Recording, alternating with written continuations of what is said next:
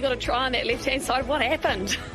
Oh, but I've gone up and over and bloody head over biscuit. It wasn't enough stability there for myself, but no, I was busting for a bit of meat this game. It didn't seem to work out.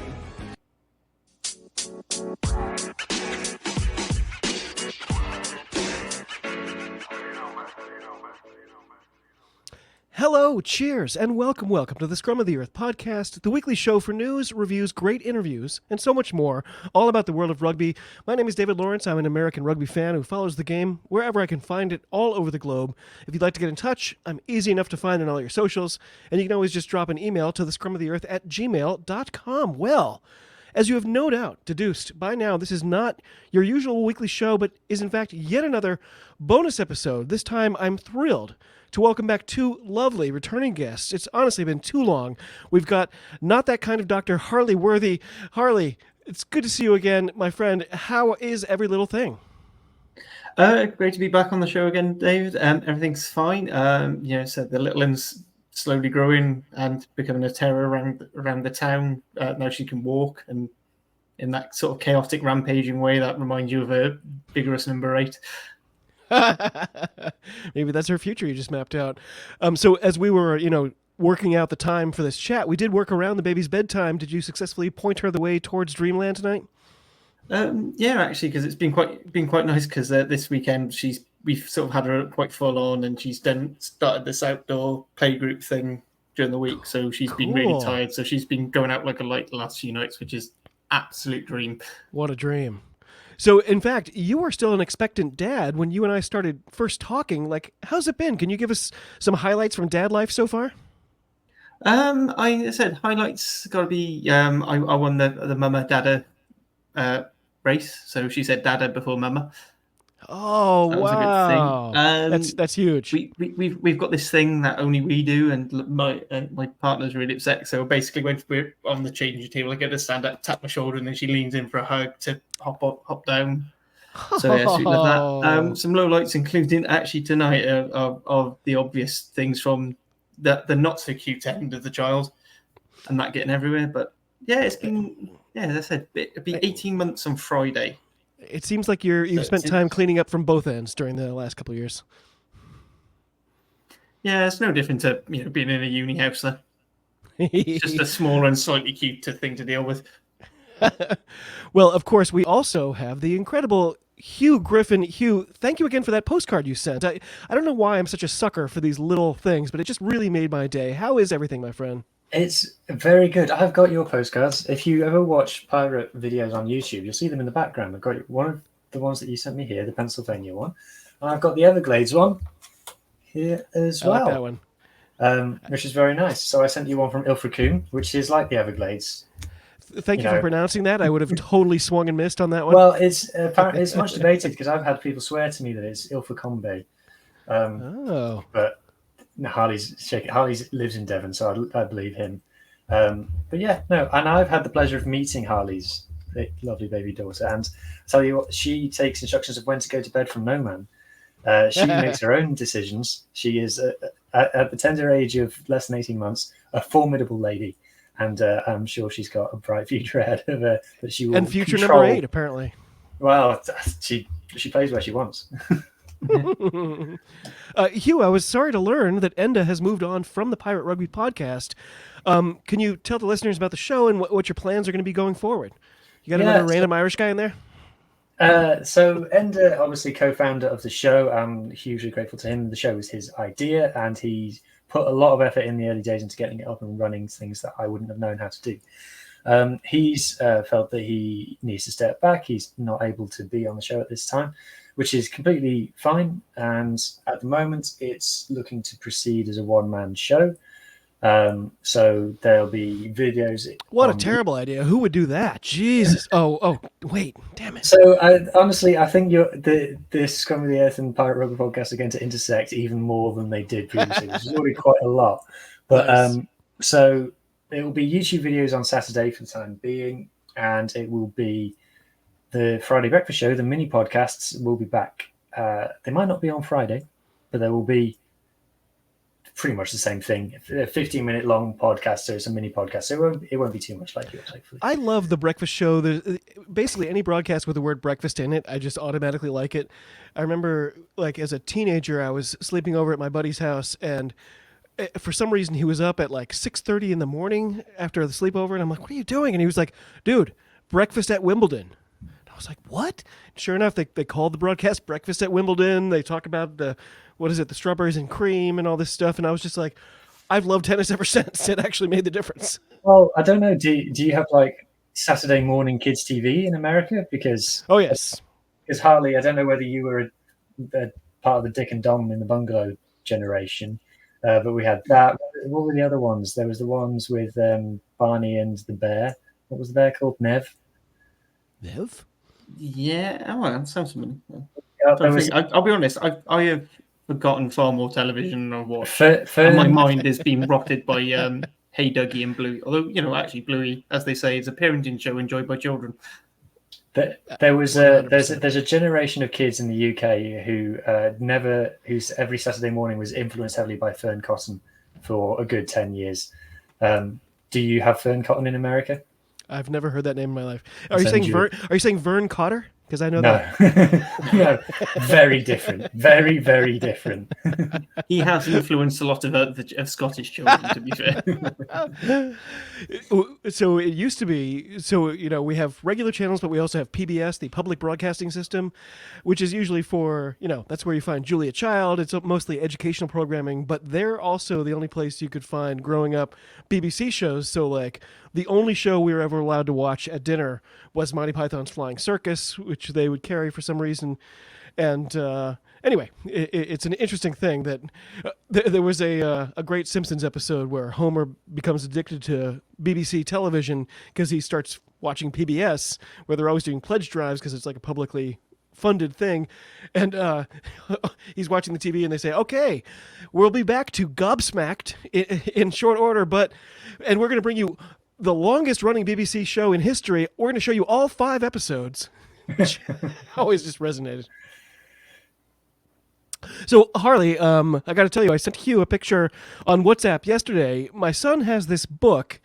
It's like a travel almanac for kids, and we came across the page dedicated to Wales. The little blurb there read, quote, "Welcome to Wales, a land of castles and corgis, daffodils and fiery red dragons. The Welsh graze their sheep on their famous green hills and dig under them to find coal.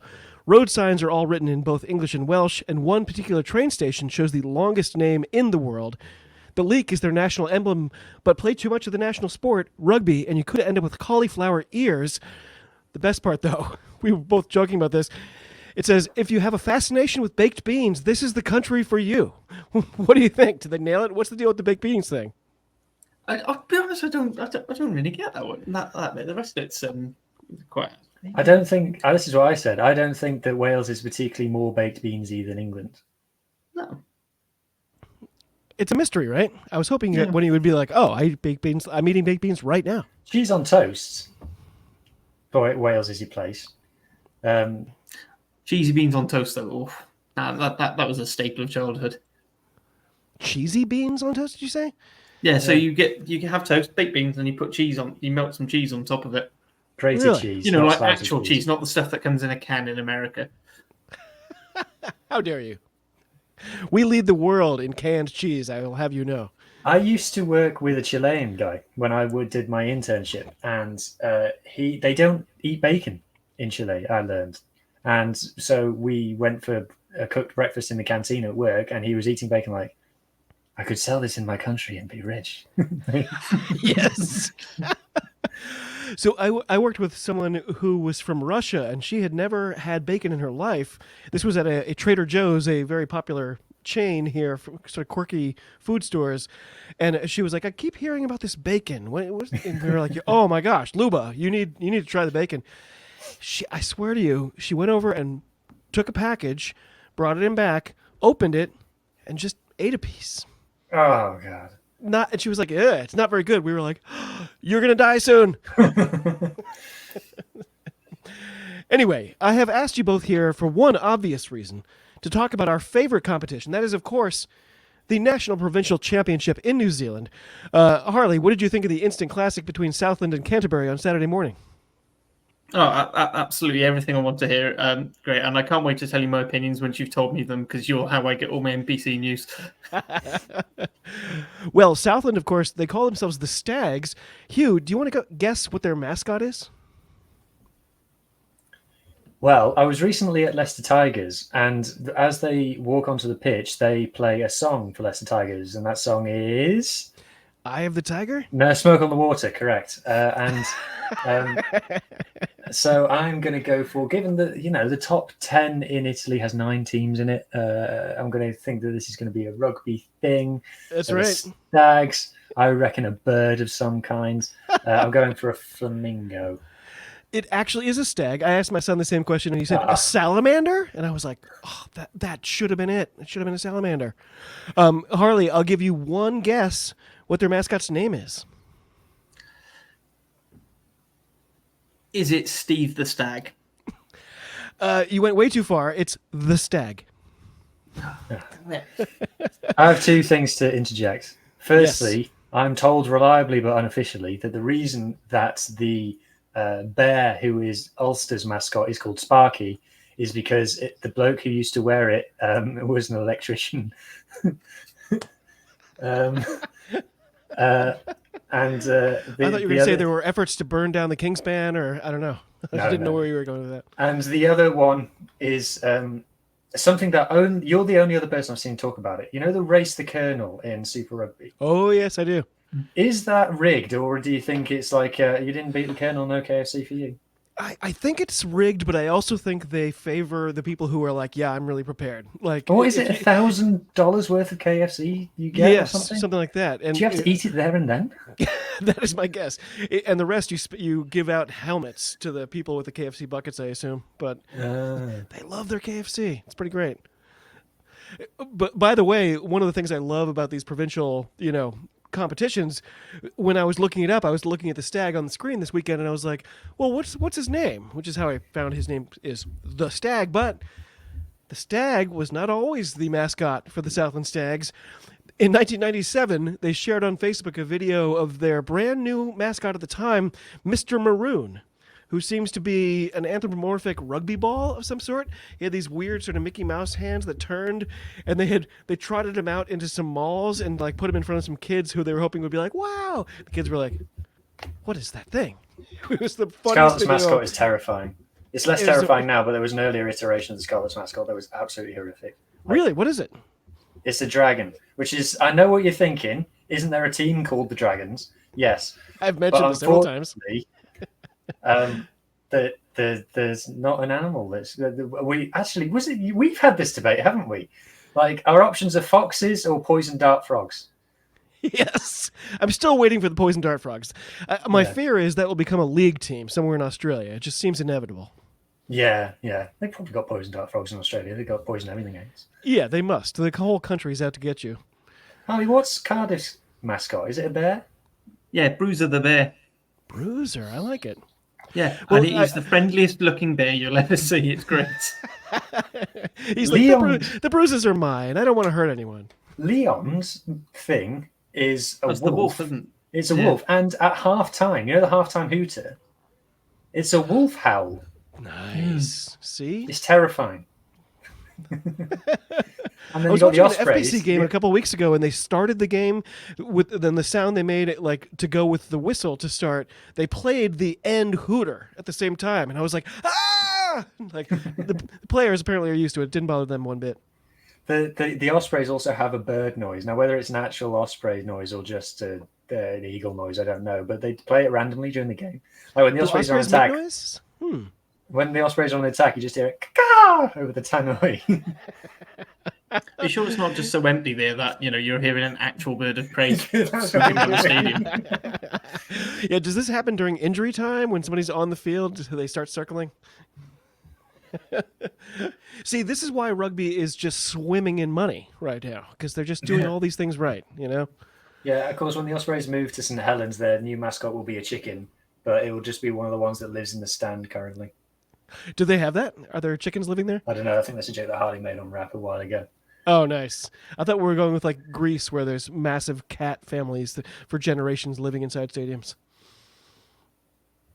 Okay, well, that was, of course, a mini joke. We're not actually here to talk about the NPC.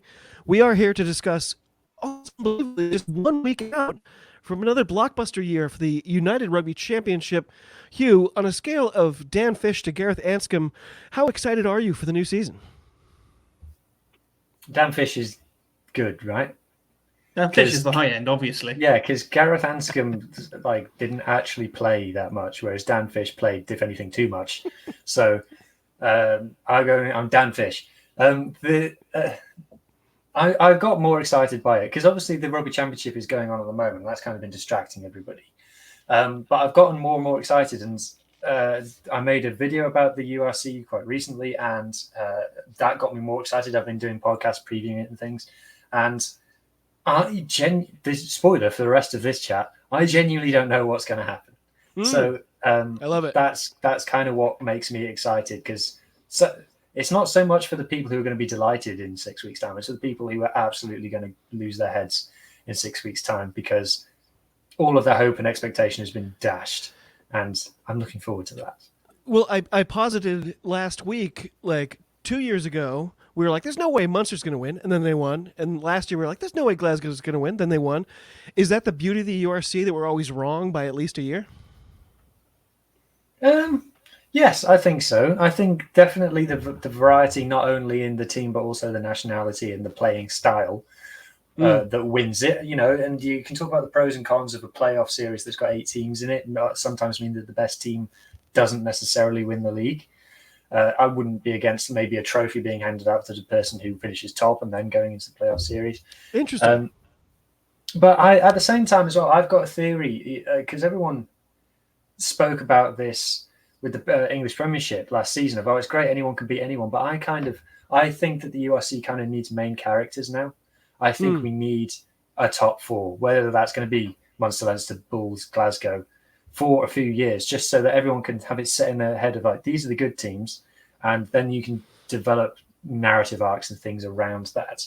So yes, it's unpredictable and that's great, but I would also kind of like it if we got some kind of slight predictability to it, so that we could start building up these heroes to really market the league a bit better. Harley, same question. Where do you fall on this incredibly scientific scale I've developed? I'm a weird Dan Fish, Jared Evans 10-12 combo. Jared Evans, I like that. I'm very much looking forward to the new series. I just want to disagree with you for a second. I do think we do have some narratives. First of all, we know Munster are going to have a horrific injury crisis at some point or another. Leinster are going to somehow bottle it by sending the kids to South Africa. I can't wait. And one South African team will inexplicably forget how rugby works, which was the Sharks this season. Which was Sharks last season. It truly was. I'm very much looking forward to the Bulls, having been fantastic last season, to somehow get confused and play their kids at home and the box away, and then lose all of them. The Sharks almost seemed like they were like, you know what, guys? Let's suck all year and then win the Challenge Cup, which seemed like a very strange strategy. I got asked by a South African rugby fan of he asked me, the Welsh aren't going to win the league. And I was like, yeah. And he goes, so why don't you target winning the Challenge Cup instead? And I was like, we do every year. We just suck. Well said. Harley, if you would look back on an amazing season last year, I mean, I think all three of us were absolutely in love with the URC last year. What were, a couple of highlights for you? Maybe upset wins, great individual plays, like maybe a press conference where officials from the WRU awkwardly apologized for their ongoing nefarious behaviors. I think one of the big ones for me is, it's a bit of nothing, but Munster having an unbeaten tour out in South Africa, because that sort of broke that huge narrative that we had in the first season and leading up to that second season was no one, it's a guaranteed home win. It's guaranteed, you send your kids, whatever. You can't win in South Africa. There's no point trying. It's particularly at Loftus. And not only did we have our first win at Loftus from the away side, we got the second one in the final as well.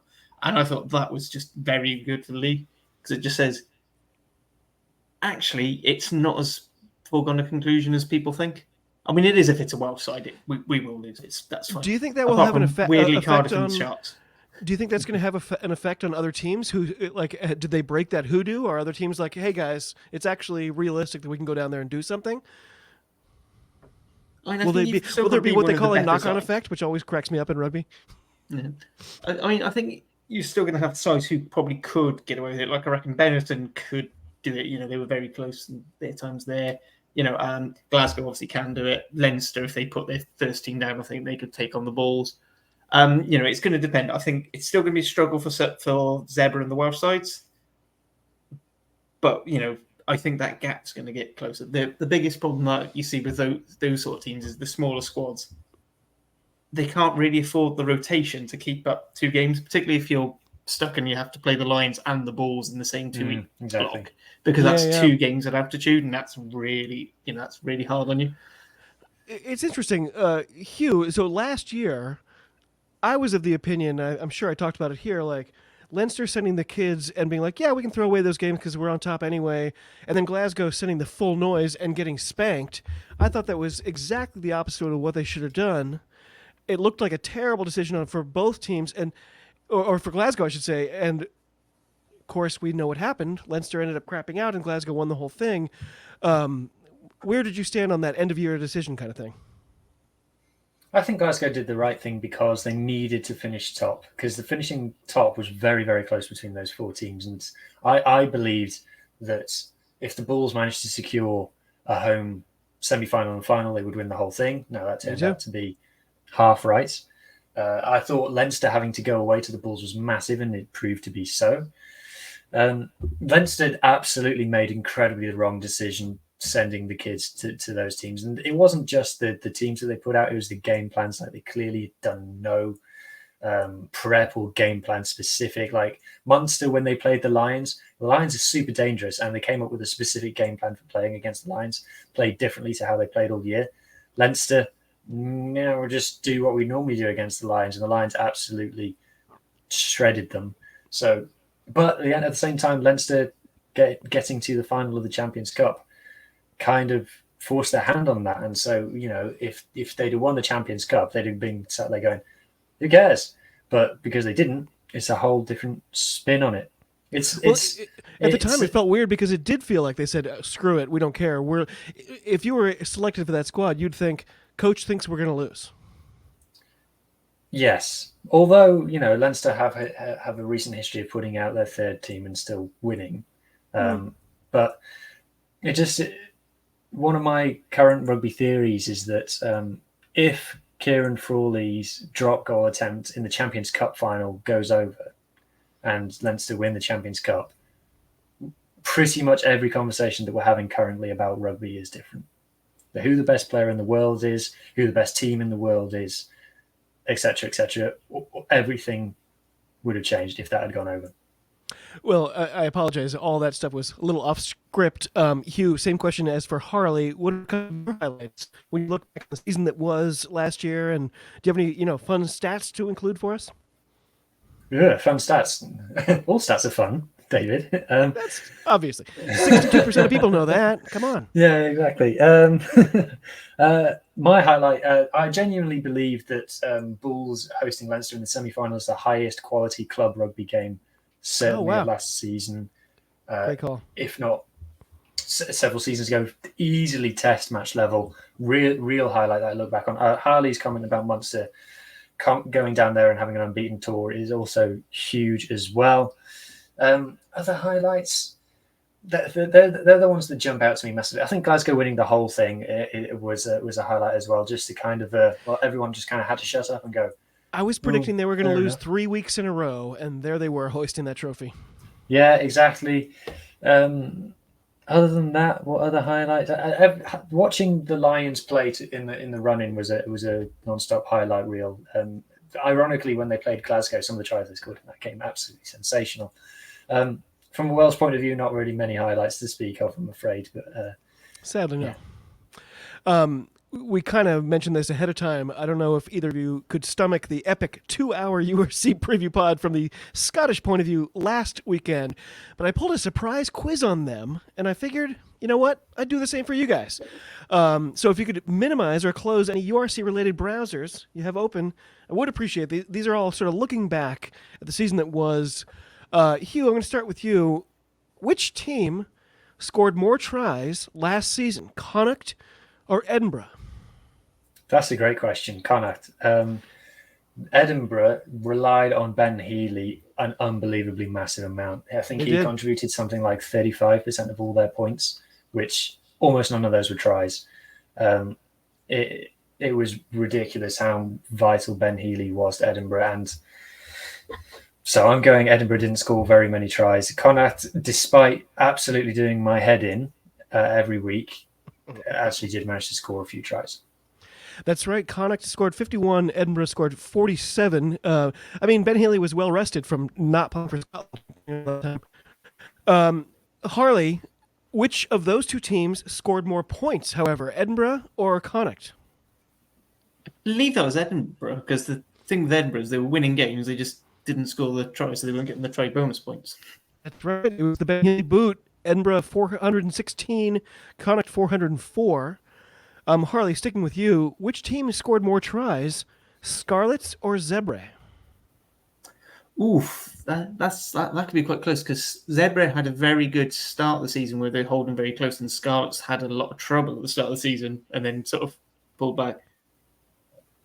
I'm going to say Scarlets just about edged it by the end. Zebre scored 42 to Scarlets' 37 tries. Interesting. 37 tries in 18 which games. Team scored more? Jesus Christ. We wish. It was rough. Not a great. Well, which team scored more tries? Your Scarlets or the Dragons? We scored. I'm pretty sure we scored more tries. I remember Jamie on rap saying Dragons scored the fewest tries in the league. Any guess how many more you did? You're correct. Any guess how many more the Scarlets scored than the Dragons? I believe one. One is the answer. Absolutely right. Yeah. And I'm curious what your take is on this stat in general. Which team was the only team with his tackle success rate above 90%? I bet it was Zebra. Just because of the theme of what we're doing. No, it was Glasgow with 91%, but I am curious. It was. And the weird thing is, though, the lowest score was, I think, 85%. So 85 to 91. Does that mean that stat really doesn't mean anything because everyone's pretty darn good?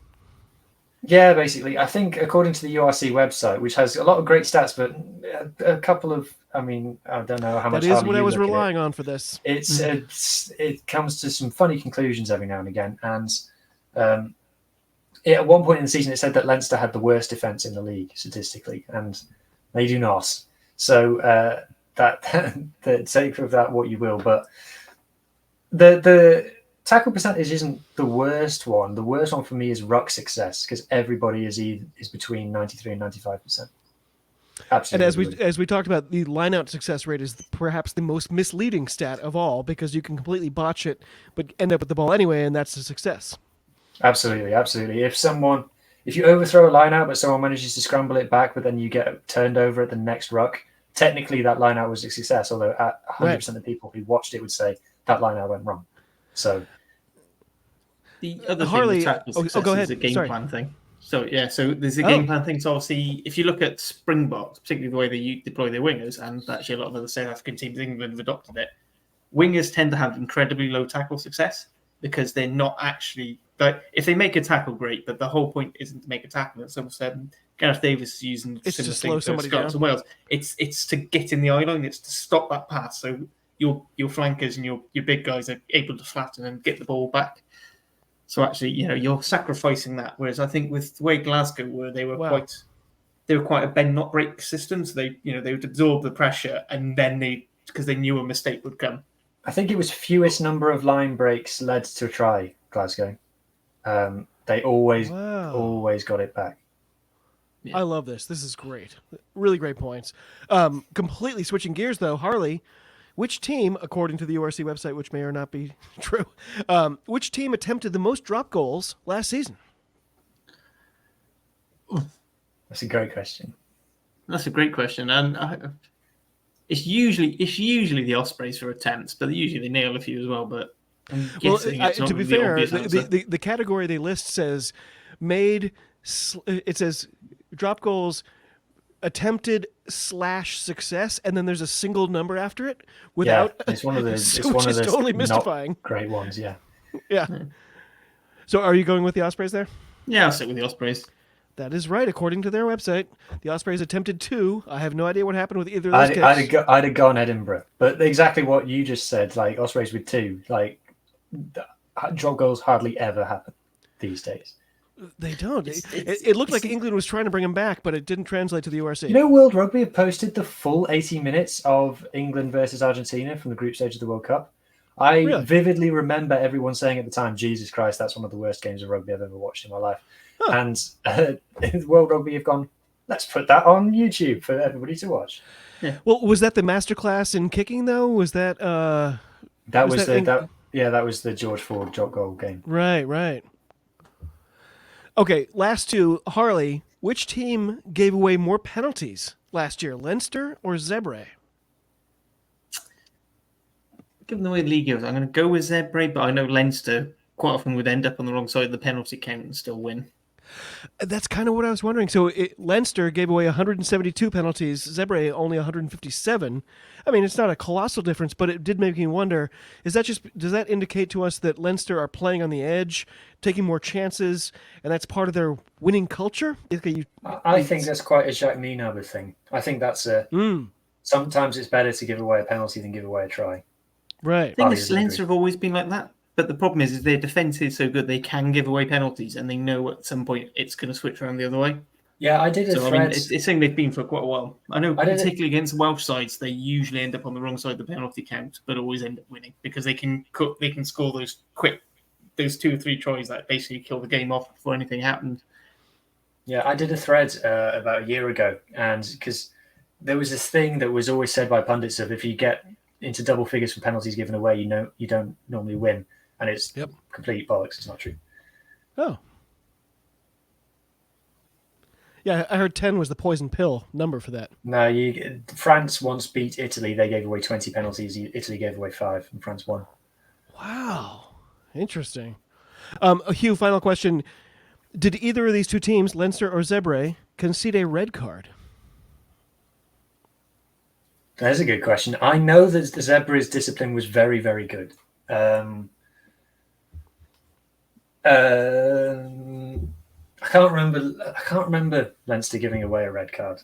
They should have won. I think it was Jameson Gibson Park headbutted Kirtley Aronson at the RDS and should have got sent off, but the referee was like, the TMO checked what badge that was on the jersey and saw that it was Leinster and decided no further action. I'm going to say that neither gave away any red cards. According to the site, that is true. No, they did not. But I think you're right. We might need a new punctuation mark that's called the Dublin asterisk. Maybe. Okay. Anyway, that was fantastic. Thank you for coming along with my little surprise.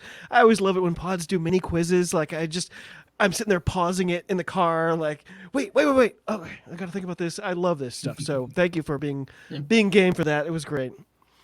Dave, I've got a quick one for you. So four teams scored over 500 points in the URC last season. Can you name the 4? The Bulls, Glasgow, I think.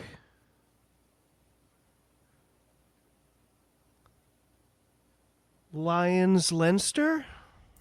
You got it. You got it on the Lions. I thought you might not get that. I was going to go Munster. I was going to say Munster because Munster won like 7 games with a bonus point. No, they won dirty a bunch of times too. Munster would beat you 9-12 and that kind of thing. Munster 483 points. There we go. I could have told you that. No, I'm just kidding. I got one. Sorry, we're just trading stats now, listeners. Tune in later.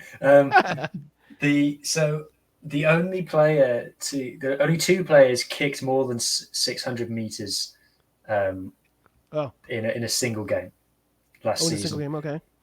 So there was three instances of it happening of a player kicking more than 600 meters. Caelan Blade was 2 of them, and he did it on successive weeks. The other one is Jack Crowley. So that's not a question? Huw, what's that in It's no question. Blue No, it's Wales? just a fact. Sorry, I was like, What's that in Blue Wales? Blue Wales? Oh, what's Yeah. that in Blue Wales? I can't remember. I used to. So this is a niche thing from one of the podcasts Huw does for the Scarlet's fan pod, and he started doing kick meters in terms of random objects.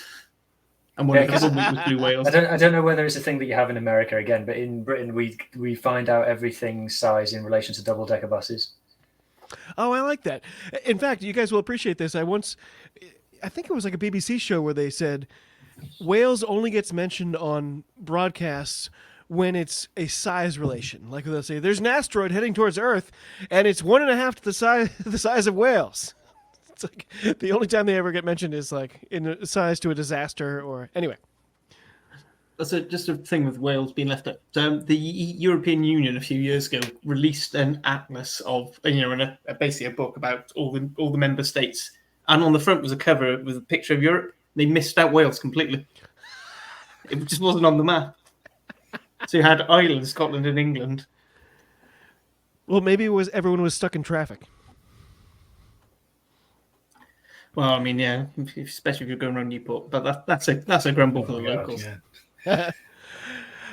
So anyway, looking back, last season, when we got to the playoffs, we had 3 Irish teams. My Connacht were the only Irish team to miss out. We had Glasgow and Benetton from the Haggis Cannoli Shield, as I call it. We had 2 of the 4 South African teams, the Lions and sad Sharks, missing out. And sneaking into that final spot were the Ospreys, who I have to say, look like they've made some improvements this offseason. I know neither of you are Ospreys supporters, but I think they should be a little excited to add Daniel Kasende. He's been a firecracker for the Cheetahs this Currie Cup. Any thoughts for either of you on him? He already played for them. He played for them last season. This is the Ospreys' running joke of they announce a new signing and it's a player who already plays for them. Yeah, they had him on loan last season. It's this and 1-year contract extensions for academy players. Yeah, he played against the Scarlets. Yeah, so James from Rap and also does the Ospreys Irie podcast. He just loves the fact that he basically channeled his inner Bonamine and started attack and decided to try and start a fight with the nearest Scarlets player. Which for your listeners who aren't aware in Wales, like the 2 big rivalries are Ospreys and Scarlets, and Cardiff and Dragons. Or the Cardiff and Dragons one isn't really a rivalry because Dragons haven't beaten us since 2015 or anybody. Yeah. Well, other than the Scarlets. Shots fired. Speaking of which, Huw, what kind of moves have your Scarlets made this offseason? I haven't seen anything, but I'm sure you're on top of it. Anything jump out to you? Yeah, we signed lots of Type 5 forwards. So everybody always says about the Scarlets, Type 5's rubbish. But it's a bit of a cop-out of analysis, to be honest, because you'd go like, Fair Fafita, he's really good. Or Alex Craig, yeah, he's really good. And people say about Ryan Elias, like, he's the best scrummaging hooker in Wales and things. Blah, blah, blah. And all these players play for the Scarlets. And then you go, Scarlet's back, and you go, Scarlet's back's rubbish. So it's just one of those like, Scarlet's back's rubbish, tick, cliche things. But we have signed a lot of Type 5 forwards. We signed Henry Thomas, who's a Welsh international, also used to play for England. He's on the books now. We've signed Alec Hepburn, Scottish international. We've signed Marnus van der Merwe, also from the Cheetahs. And we've signed Max Douglas, who is an Australian player, was playing in Japan last season. So signed a bunch of forwards. So hopefully that should fix the problem of our... I was going to say, problem solved, right? That's the theory. Harley, what about Cardiff? How are you feeling about their off-season moves? Anything kind of jump out at you? I mean, the big one, the big headline that everyone's going for is the return of the prodigal son, Callum Sheedy, former, Cardiff lad, coming back. So I used to talk up Callum Sheedy a lot on my show, and I got blowback from Welsh fans in particular who were like, that guy sucks, stop talking about him. And now it seems like a big deal that he's back. It's just a Welsh thing. Always blame the 10. As soon as he got dropped by Wales, people wanted him to come back in again. I mean, the same thing was happening with Sam Costello when he was 10. Dan Bigger his whole career. Stephen Jones had it. Neil Jenkins had it. Jiffy's had it. I mean, having rewatched the 1987 World Cup, I actually get that one a little bit more. We came third in that. He was. It was bizarre. He still had Neil Jenkins. It was that time when Wales had Neil Jenkins at 15 because they needed someone to kick goals. But I mean, what I'm quite excited is, so one of the things Jockey's been talking about a lot is getting experience, because Cardiff lost an absolute crap ton of experience and captains. You know, we've had Josh Navidi retired, he's a very senior player, a club captain for years, Christian Dacey, he went, keeping my whole gone. You know, losing the likes of Gethin Jenkins, who's now our defence coach full time, which is actually the big thing for us. You know, we had all this Josh Turnbull and Ellis Jenkins retiring, so we brought in Josh McNally from Bath, who, you know, is very standard, you know, brilliant pro club lock. You know, is going to add a bit of bulk to the top 5. Ed Byrne from Leinster, who's sort of being phased out with Leinster favouring the younger guys behind Porter and Keane Healy. But again, it's adding more of that experience. Alec Davis has come home. You know, so Alec Davis has come, so he's now at his third of the 4 Welsh regions. So, you know, after a couple of seasons, expect to see him in a Dragon shirt to go with full towel Sally. Stat. Do you get sorry, stat something for all 4? It seems like you should get something. I think you get a ring or something. But all 4 of the Welsh regions now, their first choice scrum half is a Scarlets Academy player. Oh. Who's this? Oh, I suppose Roger Jones, isn't it? Roger Williams. Roger Williams, yeah. I was going to say Dane Black. You can't claim Dane Blacker. He's ex-Cardiff. He's not. And our first choice scrum. Hang on. And our first choice scrum half is Ellis Bevan, who is a Cardiff guy. Alec Davis is going to be our guy coming off the bench, and the Lloyd Williams role. I think what I was getting at, though, Harley, like, how are you feeling about Cardiff? Do you think they've done good things? Are you like, why didn't you do more? What's your sort of general sense of how they've performed in these last couple of months? It's a bit of an interesting one, because we as I mentioned, we lost a lot of players, and I feel like the recruitment sort of almost plugging holes. You know, as soon as one player leaves, you find another player. Overall, I think it's quite good. I think the balance of the squad's a little bit better. So we're less tarty backs and back row forwards, and you know, we've got a few more type 5. You know, a couple more props. Centres, although one of our big centre signings, it looks like he's going to be out for a long period. The big one for me is, I think, the sign of coach Van Zyl. That's the Cornel Van Zyl. You know, it's a new, big South African forwards coach. He's supposed to be drilling our pack. There's been some issues at pre-season because he's changing the way Cardiff are defending the ball. So we've conceded a few more ball tries than normal as they get into the system. But I feel optimistic. I mean, the big frustration last season was we were getting fed up of saying, "Oh, it's another close loss." You know, we may seem to have set a record for losing bonus points, but it was still frustrating because obviously we want Cardiff to win. And we're hoping now that this extra season with Jockey, you know, we've almost got no excuses now. You know, we've had a full pre-season with near enough full squad. You know, we now will have a squad full of Wales internationals again because of Gatland selection policy, which is a rant for another podcast. So yeah, it should be good. And once again, we've got a very favourable start of the season. So I just realized I have 2 important things that I didn't even put in my script here. A, do you remember when Wales got rid of Pivac and brought back Gatland, and like rugby Twitter was aglow? It was like, wow, it's Gatsmas. I saw so many people posting, it's Gatsmas, he's back. This is this great gift for us, and I don't think it's gone that great. I'm assuming both of you have a different feeling now than you did maybe on Gatsmas morning. I felt that Pivac had to go. I think losing at home to Georgia is a sackable offence. That was rough. And they say never go back. I backed Gatland for a very, very long time. And Harley and I had several conversations where we said, particularly the World Cup showed that bringing Gatland to the World back was correct. I think there's an argument now to say that he should have taken us to the World Cup and then stepped aside and let somebody else come in, or stepped into a director of rugby style role or something. Like, I'll let Harley give his view in a second, but he's been given carte blanche by the WRU to do whatever he wants, basically, and some of the things that we've been doing has really been very disappointing. Harley? I mean, that's probably the polite way of saying that. I've had slightly stronger words to say over the past 8 months. Yeah, when Gatland came in, he did exactly what we thought he was going to do. He was going to steady the ship, strip the game plan back, go back to what Gatland does best, which is play by the numbers, hard work over everything else. It doesn't matter if you're not talented as a player, as long as you graft, you're gonna get results, and then you just hope for a bit of magic. Do the things that don't require talent is the mantra of many top coaches, it seems. Yeah, and Gatland was probably the epitome head coach of that. I mean, one thing with Gatland, he was never an on-field, at least from everything you hear from behind the scenes, it was never him on field. So his superpower was the team he built. And I think part of the worry was one of the biggest issues under the Pivac era was how poor the forwards came up. So the scrum was always under pressure. The line-out seemed to vary from game to game, whether or not it was going to work or not. Admittedly, that's a trend in Wales as far back as ever since you could start lifting line-outs. But it nothing changed. And then he started doing bizarre things. So he went, right, I'm going to call up a fresh batch of youngsters. Went, fine, that's what you're going to do. And he pulled a load of youngsters from Cardiff and Scarlets. Now, Cardiff and Scarlets play a particular style of rugby. It's very attractive to watch when it works. When it goes horrifically wrong, it goes horrifically wrong.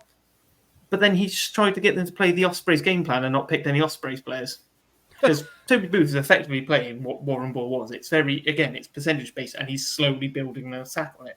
I mean, he will differ slightly on the effectiveness of how well Booth built attack, but the undeniable thing is he's got a pack of forwards who will graft and grind out wins all day.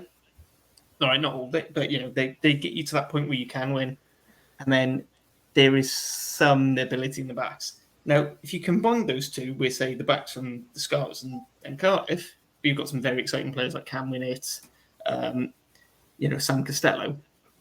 Happy days. But what he did was he picked the Scarlets pack, Scarlets and Cardiff sort of focus heavy pack, who more often bullied up front. Varying successes of it. It's sometimes you'll have a game where it's really good because Hugh's right. Scarlets have some fantastic type 5 forwards, just not the Welsh qualified ones. Well, they do now. Yeah, they're all foreign, unfortunately. By the way, Harley, thank you for throwing out the other name I was just about to mention, Toby Booth.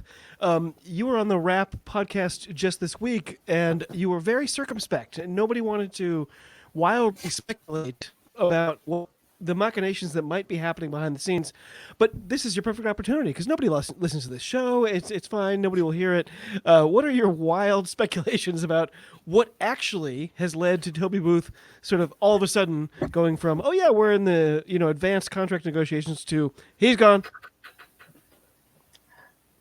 I mean, let's be honest. I mean, I wouldn't think it could be as simple as he's just really fed up with Welsh rugby by now, which, as someone who's been covering Welsh rugby for the past couple of years, I'm very fed up with Welsh rugby. I ended up taking quite a nice break over the summer from doing a lot of podcasting or even interacting with rugby at all because I was just so done with it. There's rumours that they wanted him to move back. I mean, these are all rumours. I don't think it's true, and I don't think it necessarily makes sense. Like things like they wanted him to live in Swansea full time, and it's like conjecture is our watchword today. Do they? I mean, do even all the players? I mean, take the Scarlets. Half of their players all live in Pontcannon, which is this area of Cardiff, and the majority of their fans live there as well. It's why they seem to always be more of them at a Cardiff Scarlets derby. Huw, I don't. Sorry, go ahead. I was going to say, Huw, have you also got any scuttlebutt? Any outlandish rumors or inside info? No, I don't. I haven't really heard anything. They're promoting people internally to take over from him. I've got absolutely no idea what's gone on there. It appears that the intention was for him to stay on, and something they've failed to meet an agreement of some kind. The players, James said on Rap that the players probably have known for a couple of months. Dewey Lake has now come out and said that we got told the Friday and he got announced on the Monday. So clearly in the process of negotiating the contract, they've hit an insurmountable disagreements, and that's all she wrote. So, don't know.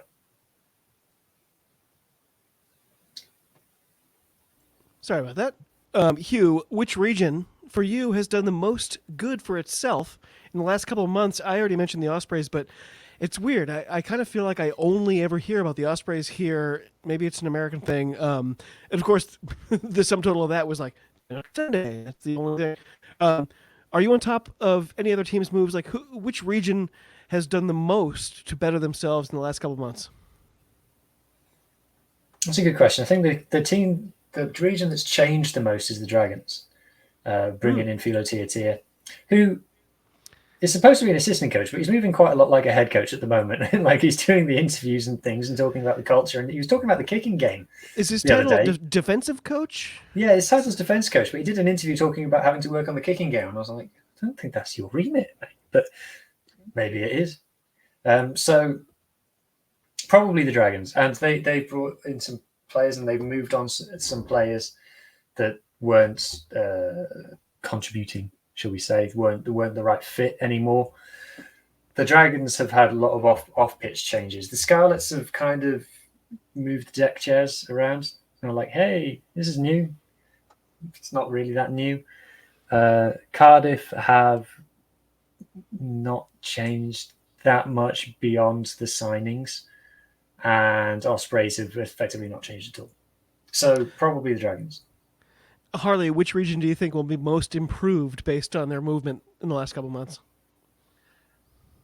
It's going to depend what your class of improvement as. In theory, both Scarlets and Dragons, with the way they've bolstered their squad, and again with the Philo Tier coming in, we're looking at a huge attitude change from the Dragons. That should hopefully, and maybe if those, maybe they turn in those 40, 50-point losses from last season into 10-point losses. That is a huge improvement, but it's still not a win. Cardiff have had lots of like less than 7-point losses, and if they're still losses, then we haven't improved. Or if we're only just squeaking a win, is that as big an improvement? I don't know. Long and short of it is, I think the biggest thing for me with the Dragons is of the 4 Welsh regions, they seem to be ones most likely to just bow their heads when things start going wrong. And if Philo Tier can insert that, the Gwent doggedness, of old, then maybe we're going to see a huge improvement there. Whether it necessarily changes to league position changes, I'm not so certain. Oh, good. How many wins are the Dragons going to get this year? Either of you? I'm just curious. I think it was 3 last year. I'm looking it up right now. Yeah, 3. 3 wins. Are they going to do better than that? I want the Dragons to be good. I don't know why. I think it's because I like fantasy and I want the Dragons to be good. This is the thing, and I was asked this on another podcast, and the question is, who's going to be worse than them? Right. Potentially not many. So it could 4 or 5 wins would be great. I think I can easily see them winning 4 or 5, whether it be against other Welsh regions or catching someone on an off day at Rodney Parade or something. So I can see them winning 4 or 5 games this season for sure. So we just kind of went over the 8 teams that did make the playoffs last year. In my experience, that list is never going to be the same season to season. So, Huw, which teams that made that top 8 last season do you see falling out this year? Great question. Ospreys. Oh. And I only see 2 teams dropping out, and I've got one. My other one's a bit of a wild card. I think the Stormers aren't going to make it. Oh, interesting. The Western Province have been stinking out the Curry Cup for the last couple of months. They've been shocking, losing to the Greekers, etc. They've got last season they were terrible for most of the games that they played in, but they kept winning by a point because either Manu Lebach or Damien Willemse or Warwick Land would do something mad, and they'd win. And their entire game plan was like, so eventually one of our class players will do something really good. And by the end of the season, it wasn't working anymore. And they needed a kick up the arse. They need to completely change their approach. I can see them, because they've got Lebach, Sasha, Willemse all in the same team. I can see them just like shoehorning them all into the same side and it not working at all. So I think they are ripe for getting it a bit wrong, and those 2, 3, 1 point victories last season turning into 1, 2, 3 point defeats this season, and it just all hell breaking loose. So that's my outside bet. There's always a regression to the mean for sure. Harley, where are you? Do you see 2 teams out of the 8 not making it? Are they the same two teams as Huw? To be honest, this is one where I find it really hard to predict because I do think, they say 5th to 11th, by the time 5th to 12th or 13th by the next season, I think will be so close. I could see potentially Ulster with the new coach, and they're basically trying to build from the ground up, and it's a bit more, they've gone less from like this squad of elite players they signed. Yes, they've signed Werner Koch from Sharks. But one thing that I'm going to tell, if there are any coaches listening, Werner Koch absolutely crap in the high ball. Part of the reason Cardiff keep beating them is we just kick over the top of them, and that seems to give us a lot of joy. I can see Ulster dropping down just because they are sort of transitioning through this. They've got some very exciting players. Cormac is the Chuku who's sort of moved out from second row into sixth, where he's just someone that size and pace is. Well, one of the three idiots on this call right now predicted that Ulster would do really, really well last year and maybe finish even in the top four, or maybe make a final. There's no point in pointing fingers. Idiot it was. Doesn't matter. Well, the thing about Ulster is they had such a weird season last season that they could finish in the same spot on a log but have a lot better season. They can improve massively and still be sixth. Yeah. Well, obviously, the other side of that coin, Harley, like if two teams are dropping out, that means others are stepping up. Which teams are going to return to the postseason this spring? I could see someone like in Edinburgh or Lions, or maybe even a Connacht stepping up. I think Cardiff. I mean, spoiler for the wrap. I'm not sure which way around these two pods are going to come out, but I've predicted Cardiff are going to just miss out in ninth. The next season. I feel like we're going to win a few more close games than we did last season, but I don't think enough to make it in the top 8. I think it's going to be those two. Sharks, I'm not convinced that their recruitment is helping because I feel like it's much the same. Like they've signed Andre Esterhazen, who is now an established member. He may not be playing all the time for the Springboks, but he is in camp a lot. So I don't think that's going to help. And you still he played this weekend, and he did more complaining to the officials than he did actually good plays. But anyway, so for me, I think you're still going to have this thing of Sharks are going to have a lot of really good players who aren't going to be necessarily available all the time, and then I think there's just going to be that disconnect between the two halves of the squad. And I haven't seen anything that suggests that they're going to balance that out at all. Huw, what about you? Who are the teams who are coming up this coming year that are going to be in that top 8? Sharks have to make it. They have to make it for me. What they did yesterday against the Bulls in the Currie Cup, where down to 12 men and they clung on to win. Crazy. That's got to give them something. Surely, Harley's right that Plumtree's got a huge challenge of how does he manage when all the actual Springboks come back, and he's got to drip feed them in for me. If he tries to change them en masse, it's just going to be a disaster again. But Sharks have to make it in. Obviously, Scarlets are finishing top of the league. Obviously, one of Edinburgh and Connacht, I think, because Connacht will be kicking themselves they didn't make it. I did a piece for Pirate about Connacht where I was saying that if they can get more games out of Bundyaki, Mac Hansen and Cordero, I think it is, their Argentinian back, that could make a night and day difference for their attack. Obviously, missing JJ Hanrahan's a bugger, but I think Mac Hansen's new hairstyle might put their entire season in jeopardy. So I think Connacht could. Edinburgh is another team where you're like, look at that squad, it's got to make the top 8 surely. But this is what goes back to what I was saying at the beginning. Pretty much the whole league, apart from Glasgow and Ospreys, will be thinking we need to do better this season, and not all of them can. Not all of them can. So eventually, some people are going to be tearing their hair out. But all of those teams that I've mentioned, as Harley said, from 5th down to 12th, certainly, from 9th, 10th, 11th, 12th, we'll all be thinking we need to be in that top 8, and the 12 teams doesn't go into 8. So it's what makes it exciting. Well, it's already been over an hour. I feel like we should probably start the show. Huw, sticking with you, give us a couple of players that you're just really looking forward to seeing this year. Like, who do you think is going to make a leap to that next level? I'm hoping, if you would, give us, a player from your Scarlets, and then maybe one or two from other teams. Okay, Scarlets. I'm looking forward to seeing Eddie James progress.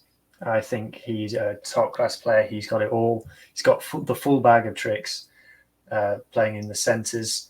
Hopefully, he went off injured in our last pre-season game. Hopefully, that's not too bad. So I'm looking forward to seeing him continue to progress and really turn into a real force on the rugby field. Elsewhere, obviously, I'm looking forward to see what the Stormers do with Sasha and where they choose to play him. Just an unbelievable player. It's sickening, really. Starting to hate him a little bit. The Callum Sheedy is going to be a story one way or the other. He's either going to be Wales' first choice or he will be deemed a complete waste of time and money. That's the only two possibilities available to him. So that's a narrative that I'm looking forward to seeing. And Geordie Barrett. I'm looking forward. I don't have the hate for the Geordie Barrett that everybody else has, so I'm looking forward to seeing Geordie Barrett in the URC. I'm okay with Geordie Barrett. I just don't like this move. It's just, anyway, we've talked about it. It irks me. Not in the URC. It irks you. No. Harley, same question, except subbing in a Cardiff player. Who's on your sort of lookout list as we get a new season underway? I'm a bit good because Huw verbatim stole my answer for the Cardiff player, but I mean, to be fair, Huw was the first person to point out, though we both agreed quite heavily with Cam Sheedy. I think for me, big thing for me is going to be Evan Lloyd and how much game time he's actually going to get. As he's shown he's very much in Gav's plans. I think him quite a Derry Lake-esque player. I don't think anyone near as good as Derry Lake yet. But he's similar thing. Converted number 8 to hooker. It's going to take a bit of time to get used to the set piece side of things, but good ball carrier. I love Derry Lake. Is he injury prone? Are we worried about that? He's a little bit. He tends to pick up big injuries, doesn't pick up knocks. So he tends to He misses a bunch of games, not a game. Yeah, he'll miss half a season every season. Yeah, I think it's a big problem with him and actually for Jack Morgan as well.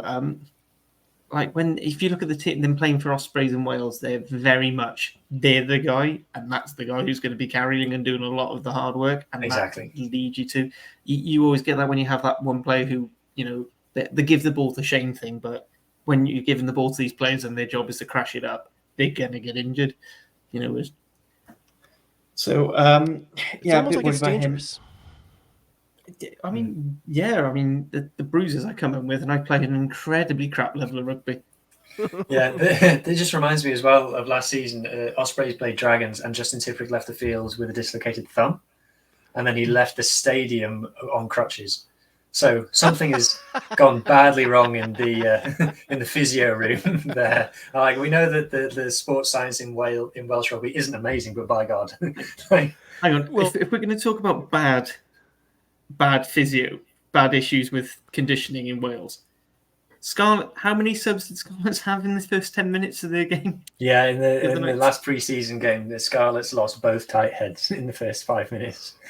Oh, I mean, there's plenty of tight heads out there. It's not a position that's hard to. Oh wait, that was. It's fine. You've got your young Australian. Yeah. Or you got Alwyn Jones, who played for the Ospreys for 30 years or whatever it was, went to Toulon, and within 5 minutes of going to Toulon, they're like, "You've got a heart condition. You need to have surgery." And I didn't know that.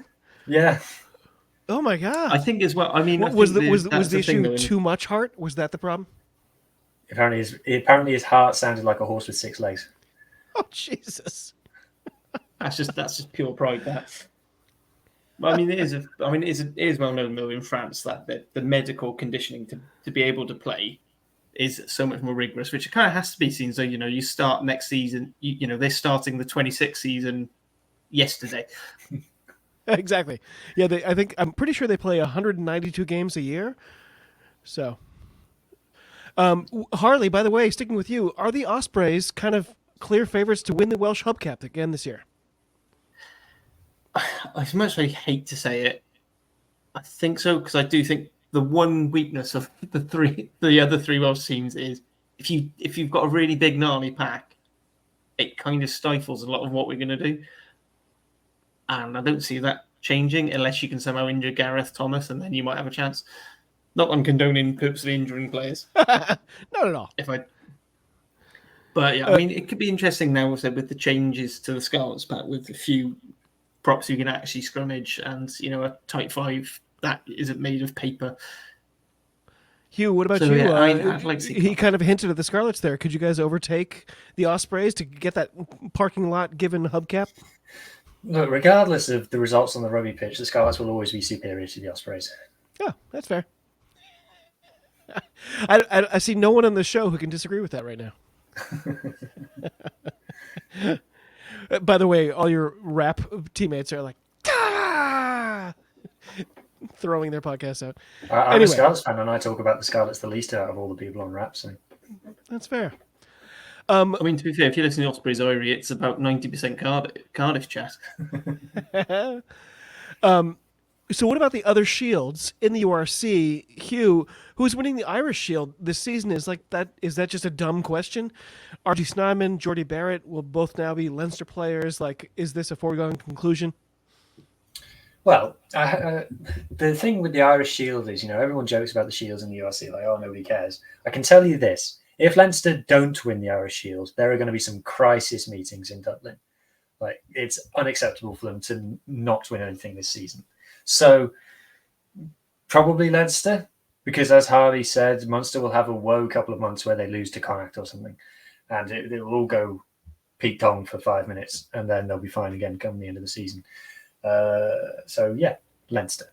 I know, I'm sorry, that's not very interesting, but it's true. Yeah, we don't always have to be interesting. Believe me, it's true. Harley, agree, disagree? Is it Leinster? No problem. Yeah, probably. I mean, the closest team to come anywhere near them to have a chance of beating them last season was Ulster, and then they decided to have their own meltdown. I mean, Munster managed to almost go the whole season without beating a single other Irish province, which would have been impressive since they finished top of the log. Yeah.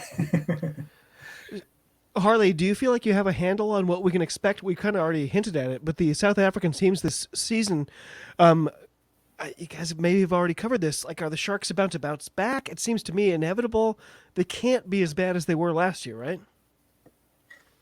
As someone who's watched a lot of Welsh rugby, they absolutely can be as bad. In fact, they can be worse. I'm telling you that now. That's a great answer. This is a conversation that me and Harley have had a lot of times. Is there seems to be a disease in rugby at the moment where people think if a team is bad now, it means they're going to be really good in the future. I have seen a lot of Welsh teams that are bad now, and they're going to be bad tomorrow as well.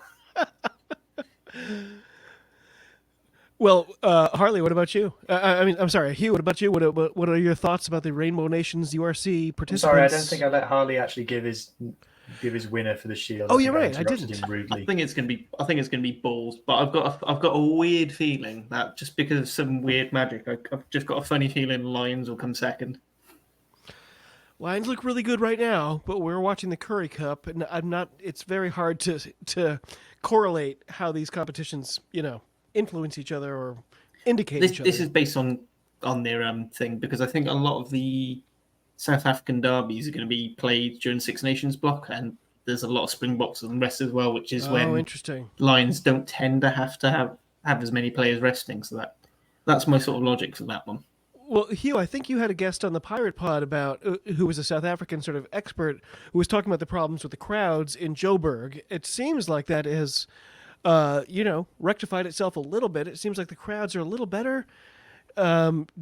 Is that going to help the Lions be better next year? What do you think is going to happen with the South African Shield?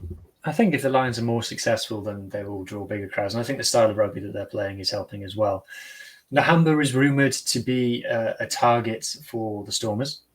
So if that move does go, that hurts them a lot. They have got a very thin squad. I can see it. It's quite unpredictable, the South African one, actually. You'd say based on last season, the Bulls would be favourites. But I worry that they might have just that one defeat too many and their spirits might be broken or something. And they might get a bit of self-doubt creeps in there. So the Bulls should top it. It'd be fun if the Sharks did. It'd be super fun if the Lions did.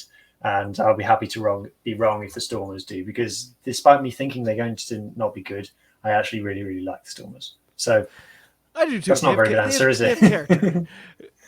Dwebe, I just like that guy so much, and when I talked to Harry Jones from the 8-9, he was like, he described him as what kind of a moron or something. Like he had no time for Dwebe. He described to me the feeling of watching Dwebe walk to the sideline to throw the ball in as grief. He feels grief when he sees that happen. The most diplomatic way I can describe Webber is he'd fit in perfectly at Cardiff. Brilliant. So I actually meant to do this little mini segment with John and Craig last week, and I completely forgot. So I'm still workshopping it. Right now, the working title for this mini segment is Hot Take Your Shot. The idea is, like, when we sit it down again at the midway point of this coming season, and we're definitely doing that, by the way, give us now a hot take for something crazy that's been going on at that point in the season, something nobody saw coming. Maybe Zebre have won 4 games before the holiday derbies. Maybe Ulster becomes reliable. Maybe Lewis Resamit has been forcibly removed from his car, put on the ground, and cuffed by Miami police. Huw, I'll start with you. What's something so crazy it just might happen? Oh, I've got no idea. I kind of ruined my hot take with the Stormers hot take. Duan van der Merwe has retired from rugby, something like that. Wow. Okay. Because he finds it boring, something like that. Because he's gone to the NFL. Yeah, every Edinburgh fan I've spoken to has said that unless he's playing in the Calcutta Cup, Duan van der Merwe is not really asked. Really? Yeah. Is he just too good looking for the competition? Something like that. I think so. I think that was what Gavin Henson's problem was. He was looking around like, I'm too handsome for this shit. Harley, what about you? Give us hot take your shot. Okay, I'm already abandoning that title. It's stupid. I'm going to go with hot take of Cardiff going to be in the top 3. Because just how easy they're half the thing, right? At the midway point. No South African that's side still will be very in the top, believable, right? But no South African side will be in the top 8 at the Christmas derby point. That's crazy enough that it just might be true. I love that. Yeah. Bear in mind, all the South Africans have the Wales sides visiting them for the last 2 rounds. Yeah, the South Africans have their tours first up, and they start the season late. Oh, dang. Interesting. So Harley's one is actually quite smart. Lots of people were complaining about the travel arrangements last year. Anything changing in the URC as far as you know? All the Welsh teams are going to South Africa at the same time. So one would think that they would share a plane. The problem is that you is can't a have a high-level Scarlets organisation. The problem is you can't have a Scarlets play and an Ospreys play within 12 foot without a merger talk happening. That's right. Well, they might join the Ealing Trailfinders on the plane. Well, half of the Ospreys players accidentally got on the Scarlets bus. Okay. Harley, going to start with you, my friend. It's time for our way too early predictions. Again, shout out to Phil Harris for this genius idea. If you would, give us your 8 playoff teams for the upcoming URC season. So I'm going to go with same top 4. So we're going to have Bulls, Munster, Leinster, and Glasgow. Don't know the order yet. Yep. We're going to have Ospreys in there. I think Ospreys will make it. Nice. I'm going to disagree with you. I think we will have Stormers in there. I think they'll somehow squeak in. Edinburgh and who else? We'll go Benetton. I think Benetton will stay just about the right side of. I think they're good, and their home record is so good. It's such a fortress there now. I think that could translate into at least getting into that top 8. I do wonder, like, how many is this 3 years in a row when ahead of time we're like, oh, Edinburgh, look at the talent, they've got to make it in there, and we've been wrong. Are you quietly channeling Craig Manson, Harley? I mean, I do agree with Craig, and I feel like it's one of those things that they've got such a good base where they're winning games, and I feel like it's a lot easier to start racking up tries and bonus points when you're already winning games than if you're losing games and then you're like, I'm not only got to somehow turn this loss into a win, but I've now got to score 4 tries as well. That's a great point.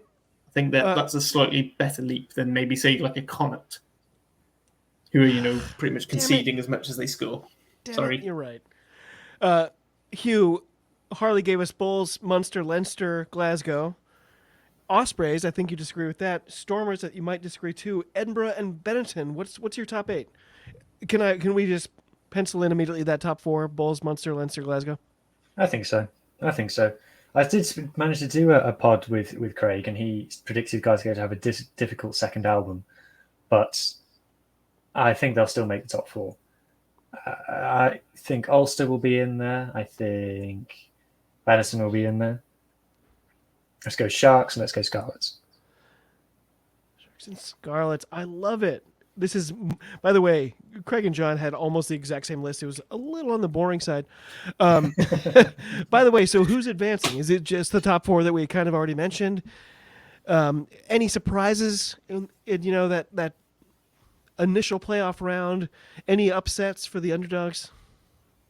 I'm sorry, I should have said Harley. Let's start with you. I think I could see, like, say it is an Interpro and an Irish derby. I could see Ulster maybe upsetting a Munster. You didn't have Ulster in your top 8. I did have Ulster in my thing. No, that's bollocks. You had Leinster and Munster for your only 2 Irish sides. Yeah. So let's see. I can't even keep my own thoughts straight. So, I mean, with similar logic. I mean, because there was a big talk about if Edinburgh did get in and they were playing Glasgow, that they'd move it to Murrayfield. They'd move the game to Murrayfield, so the SRU could make a load of money out of it. Oh. So that could be an interesting one. I like that. Edinburgh for an upset over their national rivals. I like that. Can I put that down? Yeah, and I can see Osprey's continued woes at quarterfinals continuing in the URC. So not Ospreys. So Bulls, Munster, Leinster, Edinburgh? I mean, I still think it's going to be Glasgow, but I'd say Edinburgh's the most likely to. So I'd put Glasgow in very boringly. Okay. I'm sorry. So who's winning who's in the semifinals? Munster, Leinster, Glasgow, not Edinburgh, and Bulls. And Bulls. Okay. Huw, what about you? Who's getting into the next round? Who's our final 4? I think it's probably the top 4.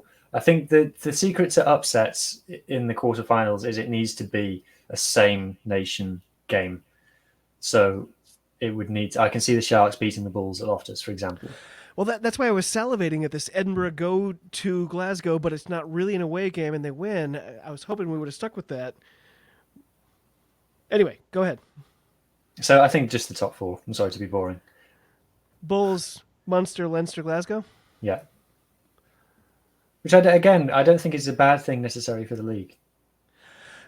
Are Munster going to be in disarray after the loss of, R.G. Snyman and the turmoil of the end of last year? I have a weird feeling that Munster are going to be a little shambles next year. R.G. Snyman, you can count the minutes he's played for Munster on one hand. Sure. I don't think so. But he lit the place on fire. Oh, sorry. Too soon? The one thing I would say is, it was a bit of an argument which I'd had sometimes with other Welsh fans when they talk about having Team Wales players in this squad. It's not necessarily the number of minutes they play, it's the minutes they play. So R.K. Snyman played a lot, in this season they won. He played an awful lot of the minutes in their run to the title. Yep. And he was a big factor, and he was a big key player in that. We had a similar argument on Rap about Liam Williams, who's no longer going to the Dragons, but when he was talking about it, was like, no, he didn't play for Cardiff very much. When he did, he was a very key moment for us getting a win. Next year? What happened with that? Where's Liam going to be next year? He's back to Kubota Spears in Japan. Oh, okay. Part of it, I think Jamie was saying that the Dragons didn't really need a wing/fullback, so it was a case of, well, we're not going to pay top dollar for one we don't really need, especially with the budget. Also, just going back to Munster, they're going to have John Klein come back. So, I think that's going to be bigger for them. The RFU were like, by the way, sorry about that whole thing before. You can come back now. No, he's still there. He was just injured all of last season. Oh, okay. That's why they've had to get rid of him. Had to get rid of R.G. Snowman. So both of you had the same final 4, but who's making it into that final? Huw, starting with you, we got Bolster. Yes, we got the Bulls, we got Munster, we got Leinster and Glasgow. Who's making it to the final? Obviously, we won't know the matchups for now, so it's impossible. But that's why these are the way too early predictions. I've got absolutely no idea. It depends where they're being played. It depends what order they finish It's the in. thing. It does. Give us a here we are. scenario. Give us a scenario, David, and we'll tell you what we think. Yeah. Let's see. Bulls would be playing Leinster in South Africa, and Munster would be in one of the places they play in Ireland against Glasgow. So a repeat of this season's. Yeah, I guess last so. season's then exactly what happened this season then. I'm going to disagree. I think we're going to have an away win, but it's going to be the wrong. Glasgow. Yeah. Bulls. No, come on. We need to be more interesting than this. Just saying. I'm going to I'm trying to egg you into Leinster. I'm going to say Leinster beat Bulls after having I'm going to go Leinster Munster semi-final and Leinster win it. Oh, Leinster. Spicy. Munster, I like it. an all-Irish final, and Munster win it, you said? No, Leinster beat Munster. Leinster. Oh, wow. A championship for Leinster. That's a bold move. Harley, who's making it to that final? Who's going to be there? You said Leinster. I'm going to go for an all-Irish thing.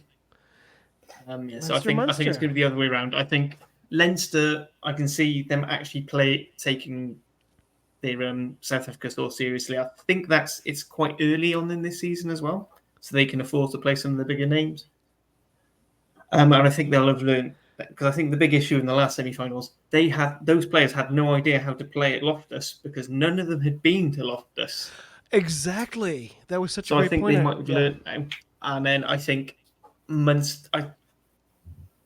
I think Munster would not let that happen to them twice. No one beats Munster at home twice in a row. I have two spontaneous final questions for you both. Leinster have now become, to people who are not rooting for them, they've become famous for losing the big game when it comes to it. Does that realistically impact how the players feel going into a season if they're headed into a semifinal or a final? Is that in their brains? Are they like, you know what? This team, we can't do it. We can't do it. It seems like at this level that should never, ever come up. But it's been several years, and there's been so much media about it. Is that a real thing? It's got to. I think someone made the great point last season of Leinster. If you take the majority of the Leinster players being the Ireland squad, they wanted to win the World Cup, and they failed to do that. Then they wanted to be the first team to win back-to-back Six Nations Grand Slams, and they failed to do that. Then they wanted to win the Champions Cup, and they failed to do that. So the URC was their fourth thing, and then they failed to do that as well. It's a great point. So it's got to be zombie at some point. So yes, I think it does have an impact. But it has an impact on Jake White as well, because Jake White, when the Bulls lost the final, he said in the press conference afterwards, "Geez, I've lost a lot of finals as a coach." Yeah. Harley, what do you think? Is it a real thing in the minds of the Leinster players, or are they like, you know what, I'm a professional player, this doesn't mean anything? I mean, it must do, because you're always going to have doubts. I think it's only human nature to have some sort of doubts. I mean, I haven't met many people who aren't constantly like, oh, should I have done this? Or I wish I could have gone back and resent this email or whatever. It must go. But the question is how they deal with it, and are they addressing it, or is it all like no one wants to talk about it, and then it's like the festival? Do they actually sort of say, one of the big hilarious things of the Champions Cup was Leinster spent so much time focusing on how to beat La Rochelle that all the things that meant they were very good at beating Toulouse, and they basically reversed all the things they were very good at for beating Toulouse, and it was. That's a great day. And can they do the same thing? So are they going to change their mindset? Are they going to say, we're going to try the Champions Cup and see how we can do, but our focus is on the URC? Unless their focus is going to be on the URC, I think they're always going to be a sort of, are we actually that bothered about whether we win or lose it? I said the big pressure, though, as you said, is if they're not even winning the dub cap, they're going to, there's going to be a lot of pressure on going for is Leo Cullen really the right man? Are we progressing anymore? There was a time when we could walk the league, and it was an unbeaten season, and they haven't had like a major piece of trophy like silverware since like the COVID seasons, and even then that was because there wasn't really any playoffs. It's funny though because people talk about like, oh, they haven't had a trophy in like 4 or 5 years. It's like 4 or 5 years is not a long time. That's fine. They're still doing pretty good. Speaking of, La Rochelle are currently beating Toulouse. How dare you? I'm saving that game. Oh, sorry, it's not finished yet. That's okay. There's plenty of time, I'm sure. The other sort of supplementary question: if the next URC final is 2 Irish teams, is that good for the league? Is that good for viewership? How would you feel about it? Are South African fans like, screw it, we're not watching? I've been wondering about this for a while, like, because it looked like the South Africans might dominate this competition and just win title after title. Hasn't happened that way. But if the same is true in Ireland, as Welsh fans, are you like, I'm going to have something else to do the day of the final? If you're a Scottish fan, if you're an Italian fan, are you watching that? Is it good or bad for the URC? Welsh fans are like that already. No, I don't think it's a bad thing. If it's an all-Irish final, no, I don't think it's a bad thing. No. All the finals so far have been in South Africa, and we've all watched them still. True. So no, I don't think it's a bad thing because we've never had in the URC era. Have we all like you and the three of us watched? But were other people in Wales, other people in Ireland, were people in England watching those games, or were they like, Well, I mean, rugby's fan base is very casual anyway. So the casual fans know the hardcore fans, yes. Yeah, I think that's just a general rule of rugby, to be honest. I think, like us three will watch, if there's a pigeon eating a hot dog on a rugby field, we'll watch that. So, pretty sure there was a shot of that in the NBC this weekend. I mean, ask Australians how they feel about Super Rugby. Or maybe don't, actually, on reflection. Jesus. I'm worried about Aussie right now. I listened to a couple Aussie pods, and the things they were talking about this week just gave me, I've got the agita. I'm very worried about Aussie rugby. Ask top 14 fans if they're sick of Toulouse. I think if you just love rugby, you'll watch it. If you're only interested in your team and you don't watch any other teams other than your own team, which is the case, I feel pretty comfortable saying that's the case for most Welsh rugby fans, is they'll watch their own team and no one else. Interesting. By the way, are you both planning to go to games in person this year? What's your actual attendance plans? I'm always curious about this. Like John and Craig, when I met them, were season ticket holders. Neither of them are season ticket holders, and I don't think either of them went to any games at all last year. I know you guys went to a Cardiff Scarlets game last year? Yeah, I'm planning to get to a couple of games. I'm planning to go to Scarlets, Gloucester versus Scarlets in the Challenge Cup, because that's less than an hour's drive for me. Oh, cool. So that's handy. And I do plan to go to the park probably after the Six Nations. That's my plan. So I plan to go to at least 2 more Scarlets games. I went to our preseason game against Leicester a couple of weeks ago, so I've already been to 1. But yeah, every time I go to a rugby match, I think I should do this more. So, as a hardcore supporter, like, what's preventing you from having those season tickets? Is it the drive? Is it? I live 3 hours away from Leffley. Yeah. That's the long and the short of it. When the Free Jack started, I actually lived in walking distance. It would have taken me 18 minutes to walk to the stadium. We don't live there anymore. It's so annoying. It's now an hour and a half drive. I'm like, oh well. Harley, what about you? Are you going to be in Cardiff anytime soon? Your commute is already crazy during the week. I mean, I'm in Cardiff during the week anyway now with my new job. But so Friday night games are great.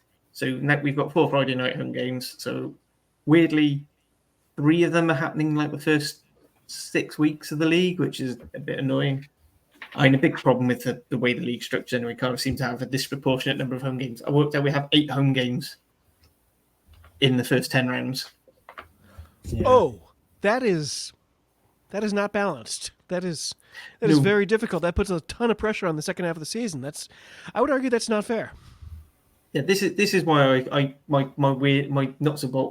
hope is that Cardiff are incredibly high up at this halfway point, just because it's all downhill from there.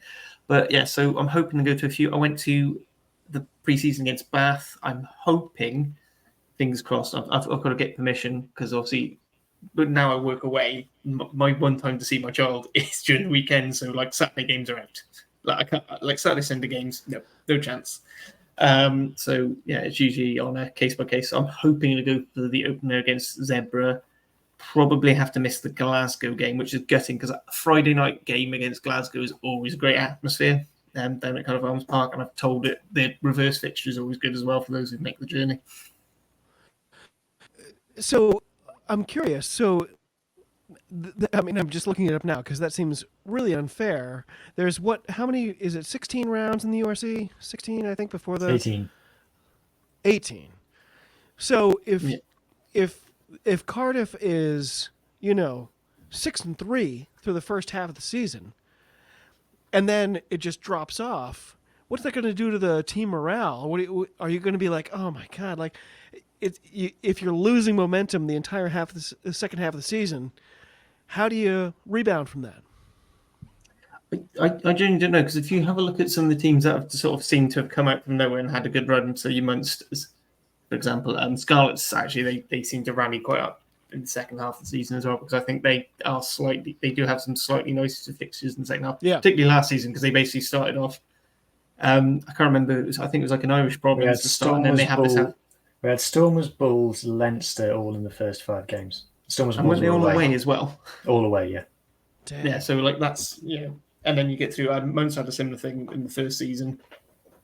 So, and if you look at Benetton last season, they were up, basically first or second for quite a lot of the first half of the season. And then it was a case of, are they going to cling onto that top 8 spot? So that's where, if anything, I'm not so sure about the second half. It's just puts all that pressure on that very first half, and every game counts. And having having both our dogs against the Scarlets in the first 4 rounds as well, that's putting up, a team we've been struggling against the last few seasons, which in games which by Huw, Hugh's turned around and he said, how on earth have you lost that game? Like, we were shit. Which, to be fair, is something he said about the Scarlets a lot last season. So we've been wearing our prediction goggles, but I needed you to put on the little, the jeweler goggle, the extra thing that, you put on top of your glasses to look really close. Harley, you've got Munster winning the final. Who is the player of the match in that game? How does Munster do it? What's the difference? It's Jack Crowley masterclass, isn't it? Just because all the talk about Kieran Frawley being the 10 for Ireland, and it's just Jack going, I'm still here. I'm still the guy. Huw, you've got Leinster. Is it Johnny Sexton? Does he make a triumphant return to win the final for them, to get them back in the finals? Probably Caelan Doris. I think is. I don't understand why people don't talk about Caelan Doris as being the best player in the world enough. It's because his name's not as cool as Caelan Blade. That is true. When Kieran Frawley kicked that drop goal to beat South Africa down in wherever it was, Bloemfontein, it was Caelan Blade who passed in the ball. I find that to be a fun footnote to history. To Caelan. Yeah. So I want to say Geordie Barrett. That would be more fun. But I think probably Caelan Doris. I really don't have any hate at all for the Geordie Barrett move. I actually think it's great. So I'm putting you down for Caelan Doris or Geordie? Caelan Doris. Okay. By the way, sometimes when you listen to the South African commentators, sometimes in the URC, but especially in the Currie Cup, they really love the with the H's sometimes, and or the G's, I guess. And so I'll never forget there was a play I was watching, and they were like, Hussein, de Grubble. They're absolutely hunting for the ball out there. And I was like, was that one extra in there? Anyway, guys, you are the best. This has been so much fun. I just love chatting rugby with you both. Any last thoughts? Anything to plug for your own shows? Harley, what's going on with the rap? What do you got on the slate coming up soon? So coming up, we've just got pre-season. Basically, just we're going to be doing our own version of the predictions. That's just going to be Welsh rugby focused. The sort of whole family podcast we've launched. Boring. Oh, sorry. I thought I was on. Yeah. The other one is me, and one thing that me and you look quite excited to is we've got a friend of this pod, Julia, and another brilliant woman, Sean. Yes. We're going to be doing the women's rap. So you may notice anyone watching I've got a W rap, not WRR rap, because it's for the women's Welsh Rugby Appreciation I like Pod. this. And so That's we're going great. to be listening. lamenting over Wales for the next few weeks coming up. Y'all go to Australia next week. I had no they come to idea us. that Wales were. Oh, they're coming here. Okay. I had no idea this match was happening. No pre-warning, no advertising. I've seen nothing. Like, Harley, what do you think's going to happen? Australia didn't look that great this week. Yeah, no, but if you saw Wales against Scotland the last week, the week before, first half was fine. Even worse. As you point out and lamented, Scotland got held up and had tries disallowed an awful lot in that first half, which part of it, as I point out on the wrap, is it's good design. You know, it showed good desire to basically get under the ball and cause a problem, but it also showed we had no real way to combat the physicality. That is great. I've been dying for some insight into what happened in the first versus the second half. That's great. And then I think the second half, Scotland realised something, which is Wales are very easy cut out wide, which also plays into Australia's hands, actually. The Wallaroos are quite good at wide. They're maybe not so good with their set piece and things. And that's basically how Wales have been getting cut up since WXV won last year, and they've yet to fix that problem. I kind of think Scotland might be really good. I'm a little worried to say it out loud. I think Scotland and Ireland are good. Ireland have completely turned it around, but Scotland, they seemed like they were in a better place, 12 or 18 months ago, and now they've stepped up. They're a frightening side. They've got backs with pace, which is it's like a superpower in women's rugby at the moment. Yeah. Or maybe it's just used to watching Wales and we don't have those, so I'm very envious. So, Huw, what about you? What's coming up in the Pirate Pod? When should we be looking out for new drops? What's going on this coming weeks? Next week, the audio midweek pods will be back. And like I said, YouTube every week will be a video on Saturdays. And I also want to plug the women's pod that we do, that me and Harley do with Sian and Julia. It's really, really good. It's really, really good. And I might be popping my head onto a new podcast called United Rugby Rewind, which is a weekly URC show, part of the Rat family as well. That's got special thing about that is it's got, I'm not a regular on it, but it's got a Welsh voice, an Irish voice, a South African voice, and a Scottish voice on it. Oh, dang! That's kind of my dream pod. Wow. Exactly. So it's already. It's only put out 3 episodes. It's a couple of it's got a couple of previews. So there's a Welsh regions preview out. And a South African. There's 3. Yes, they've done 3. So it's the Haggis Cannoli Shield, as you call it, Davis. I personally prefer the Pizza Crunch trophy. Yeah, but they nailed that down before I did. It's already really good, though. It's a really strong. It's a really strong concept that I think a lot of people would have liked to have seen, and with the 4 guys on it, it's clicked. So hopefully I'm going to get to go on that a couple of times as the Welsh voice.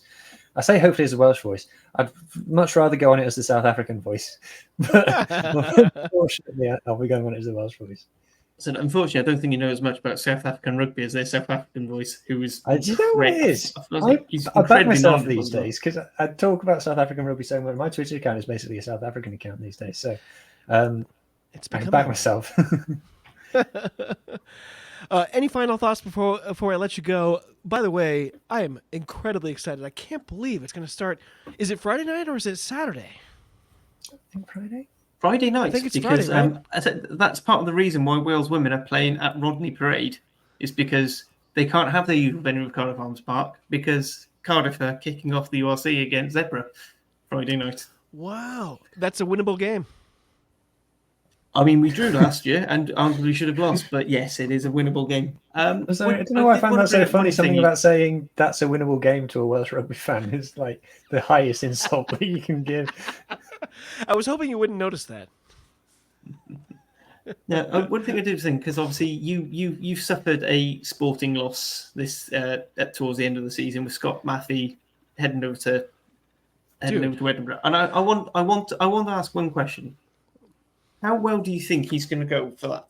Do you think there's enough? Is it a too big a step up, or do you think he's going to be fine bringing his attack up to the URC level defense? There's no problem with that at all. This hurt for me because, first of all, he just brought us 2 consecutive championships. And then he went on my friend Phil's show, and Phil asked him, hey, by the way, are you allowed to even talk about this? Are you going to be back next season? And he said, yes, I'm coming back next season. He definitively said on the Jack's Ranger show, I'm coming back next season. And then it was like 4 or 5 days later, maybe a week, but all of a sudden, I'm out of here.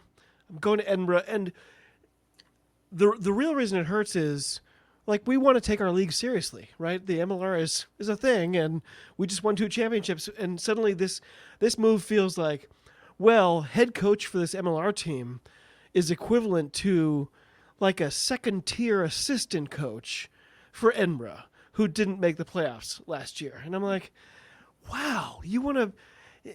what's his title? Like, it's backs and attack, or like it's like a really niche sort of subset of assistant coaches. And I'm like, that's the step up. That just makes us look bad. It just makes me feel bad about our own competition. I mean, particularly in European rugby, weirdly, back and attack is usually considered almost it's 90% of the time the right-hand man of the head coach. Is that right? That makes you feel better. Okay. It depends on the philosophy of the team. Like defense-focused teams, it's the defense. Obviously Erasmus and Ninabo. Erasmus was the head coach, Ninabo defense coach. Yeah. But now everyone's talking about Tony Brown in South Africa. Yeah. It's all about Tony Brown. So that does make me feel better, and Scotty's up to the challenge for sure. It's just a massive hit for us. We're going back to another coach we used to have, who's also working in the MPC. There's kind of similar parallels, but there's been a lot of turnover and change. It's worrisome, but on the other hand, if you're complaining about what the next thing is after winning 2 championships, you're kind of a dick, right? I mean, it'd just be nice to win something more than 2 Challenge Cups, but. Guys, any final thoughts? I think I already asked you that, but anything you want to say before we get going? I'll take that as a no. My friends, Huw, Harley, it's so great to talk to you. It always is. Like, these are the chats I just relish so much. And I hope, I got some criticism online last week for not presenting a bonus or a balanced sort of view of the upcoming URC. I hope this has changed it a little bit. Who the heck criticizes you? Tell me the names. I'll find them. I don't know if they're criticism, just questioning perhaps. But it's true. My goal is to get more and more voices from more and more angles. I haven't had Italian presence at all. I've had very little South African, so I'm working on it. We're going to keep going. We're going to keep doing it. And in the meantime, it's so great to talk to you both. I really appreciate your time. It's gone way longer than I anticipated, but cheers. Talk to you soon, and be well.